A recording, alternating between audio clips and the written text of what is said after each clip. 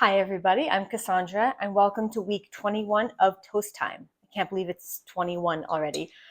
This week, I'm going to be making malawach, which is a Yemen flatbread, and it is rolled and swirled and rolled out and then grilled.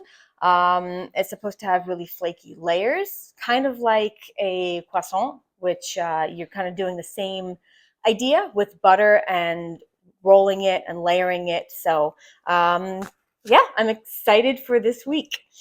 This ingredients are pretty simple. Just going to start out. This is all-purpose flour, and I have pastry flour, which is finer.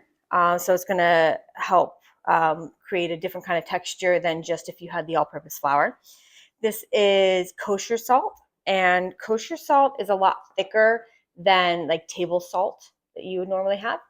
Just want to show you there. Okay, so this is the kosher salt.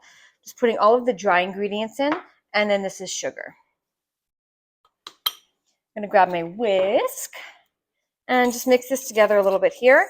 And I'm going to put it onto the mixer with the dough hook and then slowly pour in the water so that it gets incorporated evenly.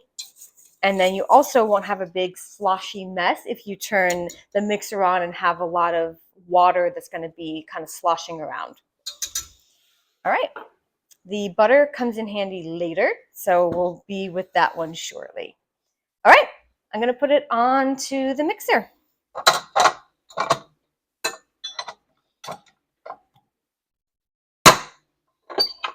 So I'll start it going. This is warm water, not super hot. It doesn't really matter. We don't have yeast, so it can be a little warmer than you would normally go because it won't be killing the yeast. I'm just going to pour it in and let it incorporate. And then I'm going to let the mixer run for about 5 minutes so that it can really kind of knead that dough together for me. You can do it by hand as well. I'm just going to be using the mixer today.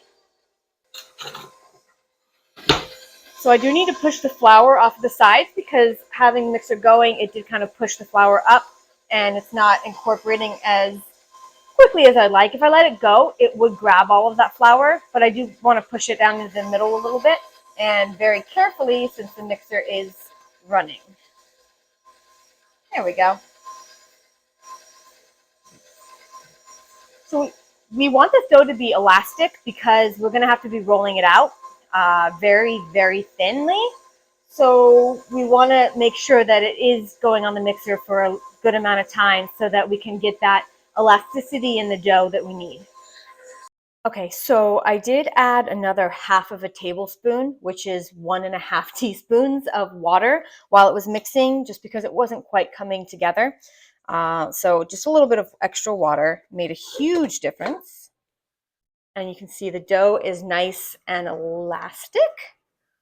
And now we're just going to let this rest for 30 minutes, not because we want it to rise, but it's because the gluten has been worked by kneading it, and now we need it to relax because we have to kind of roll it out. So I'm going to put this in here and put the cap on it and just let it sit for 30 minutes so it can do its thing. Right, the dough has rested, and so now I'm going to portion it into 8 pieces. And I'm not going to use the scale for this one. I'm going to just try and wing it.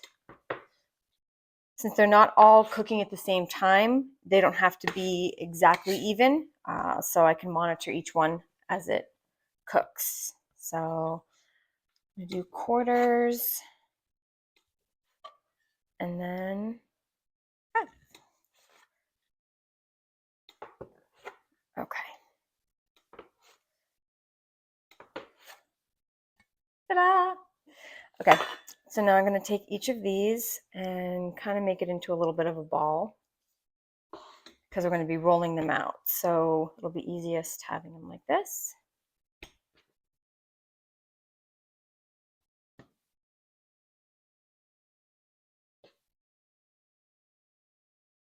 So the recipe says to roll it into a circle first and then to stretch it into a rectangle.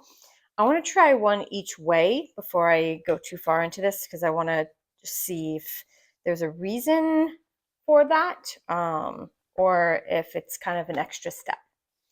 So I'm going to start by grabbing some butter, clean countertop, and I'm going to put it across the countertop. So you won't need flour to roll this out. It's really just the butter on the countertop. And there's that. And about 8 inches. Let's see here. I go about that. All right, so I need the butter a little higher. Okay, so I'm gonna start with this one, and I'll start by doing it in the circle.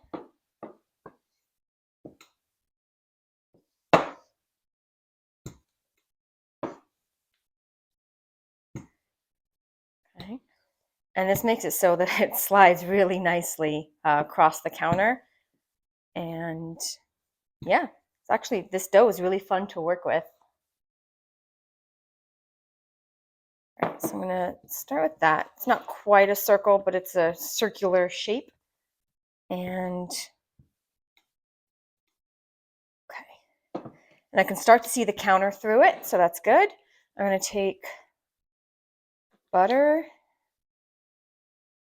And yeah, this is a messy one, so make sure you take off any jewelry if you have it or anything like that. And we're going to smush the butter all along here. And this is where they say to kind of stretch it into the rectangular shape. So I'm going to just, you want to get that butter all in here because that's what's going to give you the layers when we cook it.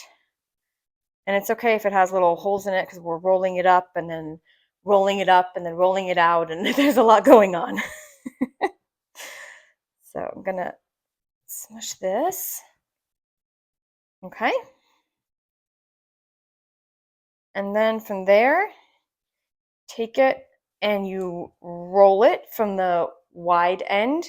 You're going to kind of do about 1 inch and bring it up. And then just kind of keep folding it over itself in 1 inch increments about.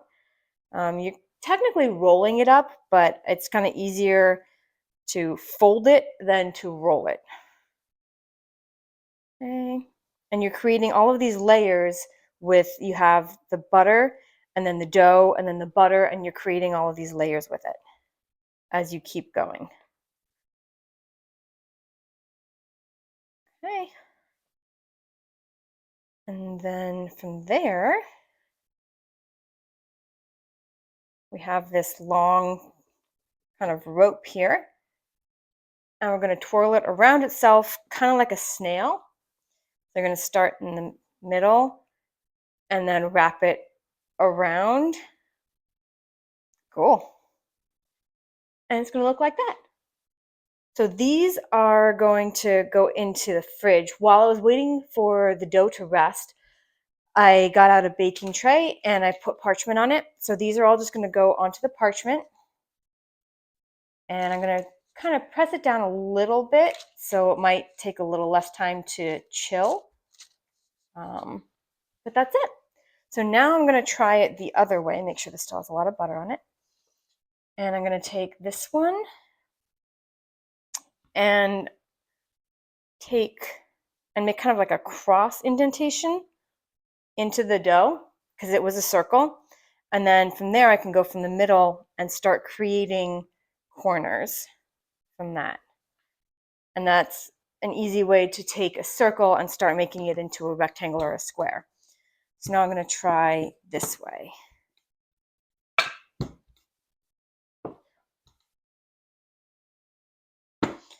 Now, I might just opt for this option because I feel like it gives me a good start in my shape and size. A little bit, I think, easier. Okay, then I grab the butter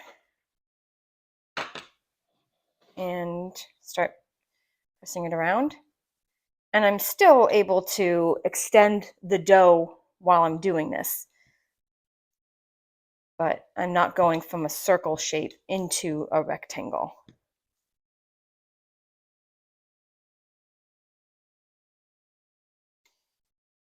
And you can see it's pressing out further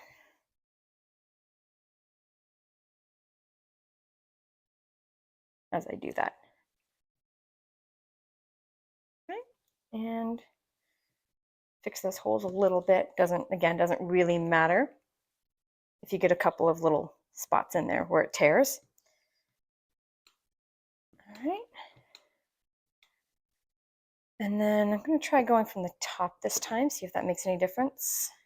Still the long end of it, but kind of easier coming down towards yourself. I guess it's just kind of whatever you're comfortable with. Okay. And I have my rope again. And I'm going to create my little snail shell and put it over here. Now I did want to try a couple that have some filling. So I have some garlic and I have cheese. So two of my favorite things. So I'll do one with garlic and one with cheese just to kind of, see how it is with the filling. Do that. I just kind of pressed it out into a rectangle this time instead of doing it with the rolling pin.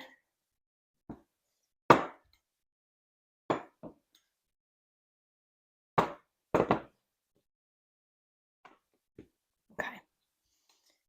Now, once I get the butter on it, before I start rolling into the rope, is when I'll put the filling in. And I'm going to take this. And it's about 2 tablespoons of whatever filling you want to do.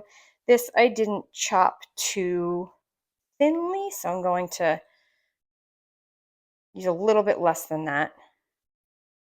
And then move it around and leave, I'm going to leave some of it here open without the cheese on it because I don't want it to go all the way to the edge and come seeping out when I am cooking it. So I'm going to put it all the way to the top edge because that's where I'm going to start rolling it. And here we go.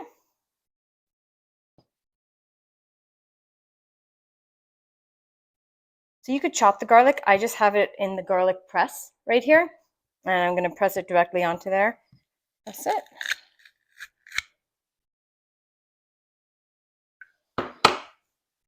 And spread it around.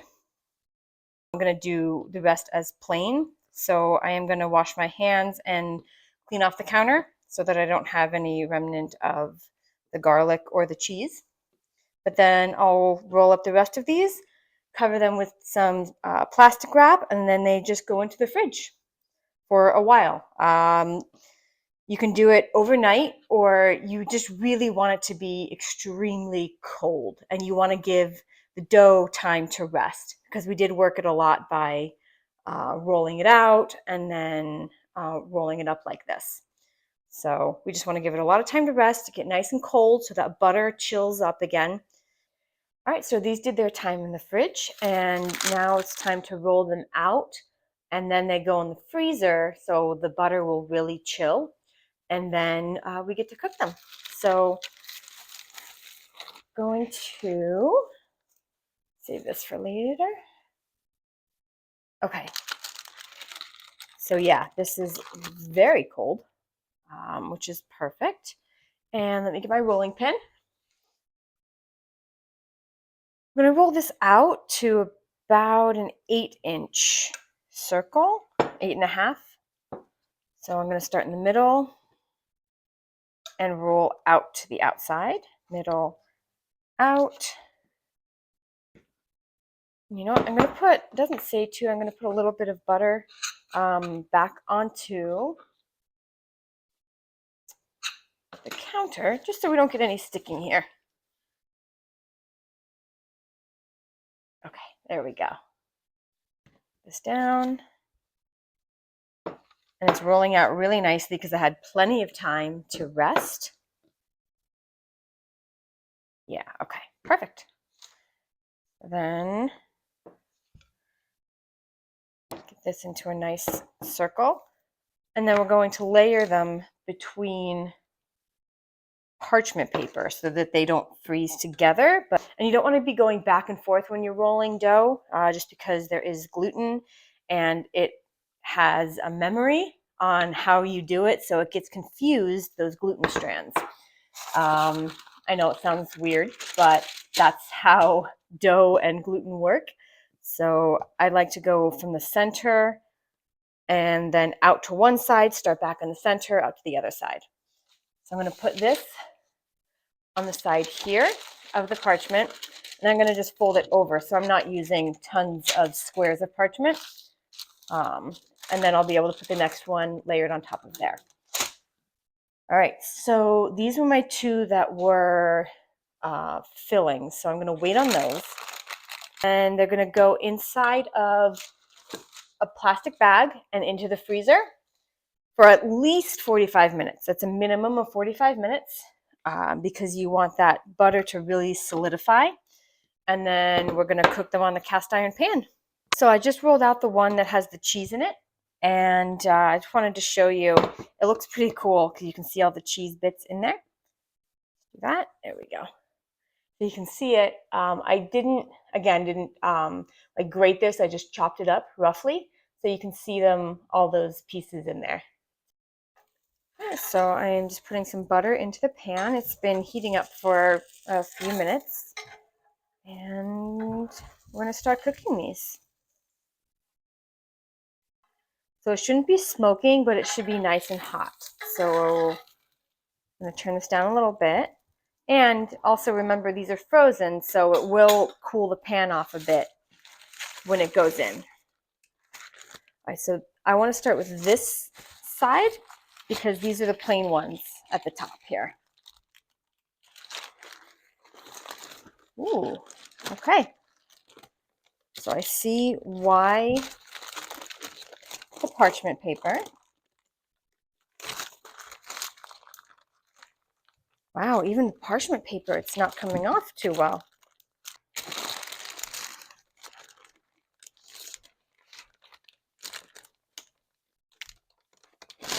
Okay. So here's the first one going in.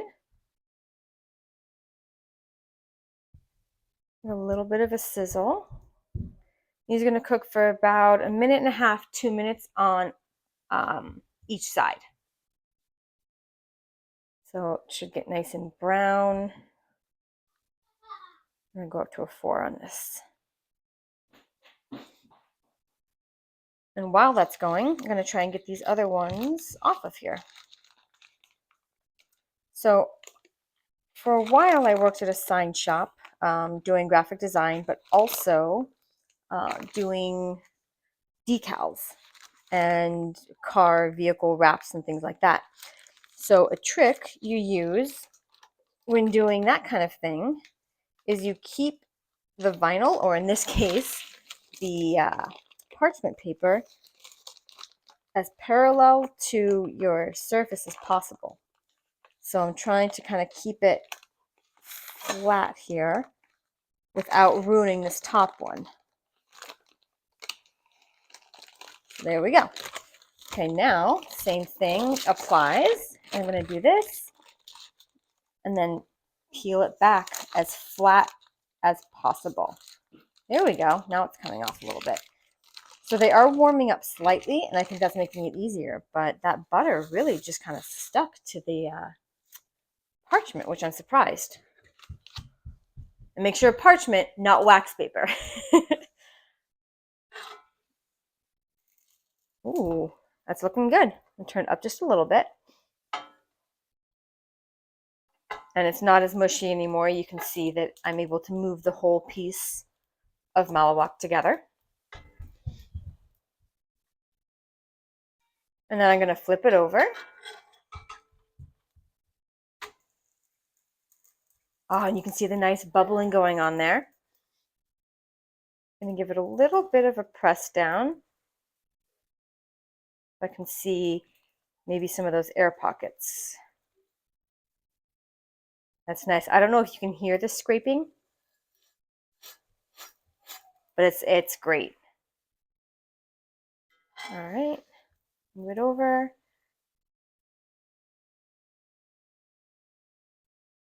And then for these, if you were cooking all of these up to have for a meal, you could turn your oven on to about 200 and then keep them in there so they stay warm once they're cooked. Because these are going to be a one at a time kind of thing. Um, if you have them frozen and you're just going to be making one or two, you can put them on a plate to have ready to go. That's great. And make sure it's cooked all the way through, but you can see that air inside now. See all of that? That's air that's puffing back up. Really cool. So I decided to give it a try with our smaller cast iron pan because I think the butter and everything is just smoking too much on the edges. So I wanted to see if maybe this would be a little bit better since there won't be as much space that isn't cooking something. Let's see.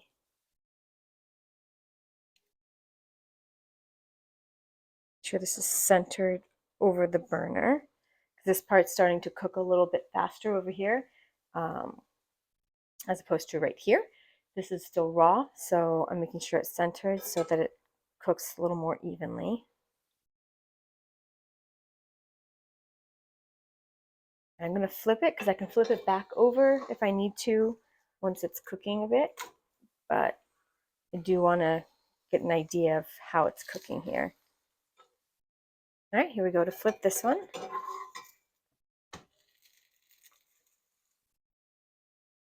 That's great.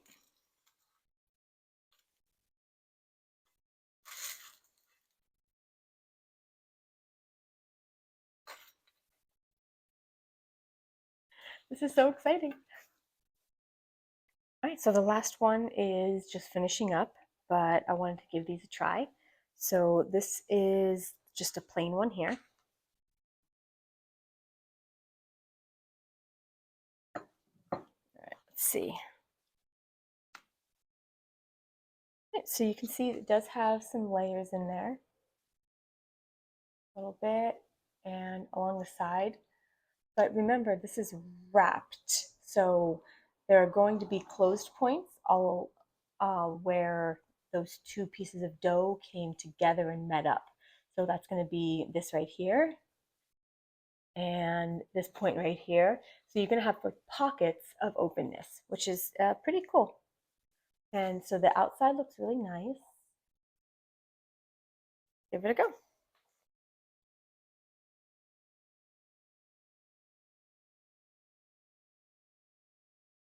It's nice. It has a good saltiness to it. The butter really comes through. So unlike a tortilla, you have like a butteriness because tortillas they have oil or sometimes like a lard or shortening. So you're not going to really get that flavor, but this has that butter rolled throughout the whole thing. So it gives it a little bit of a sweetness. It's really good. It's light. I'm gonna try the cheese one.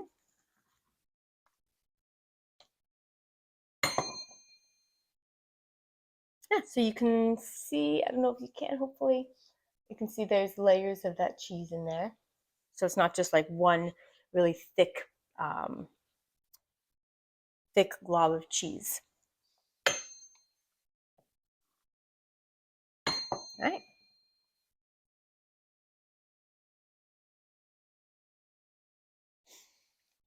That might be like the world's best quesadilla.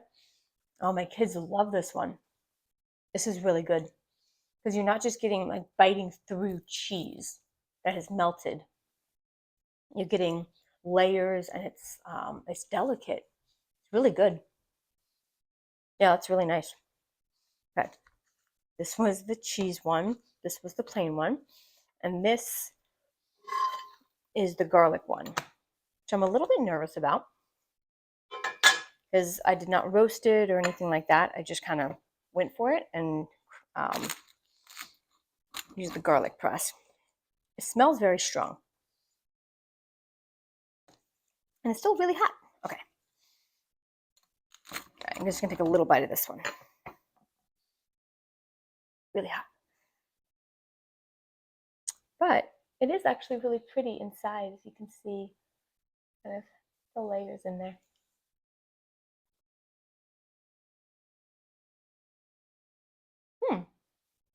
It smells a lot more sharp than it tastes. That's really good. This would be great with roasted garlic, though. It would add even more sweetness to it. But I like the sharpness. It's not crazy. Wow. So all of these are really good. And I'm excited to try next time with different fillings and things like that. If there are any suggestions that anyone has for fillings that you would want me to try next time, please let me know. And thank you for joining me for Toast Time. I'll see you next Toast Time.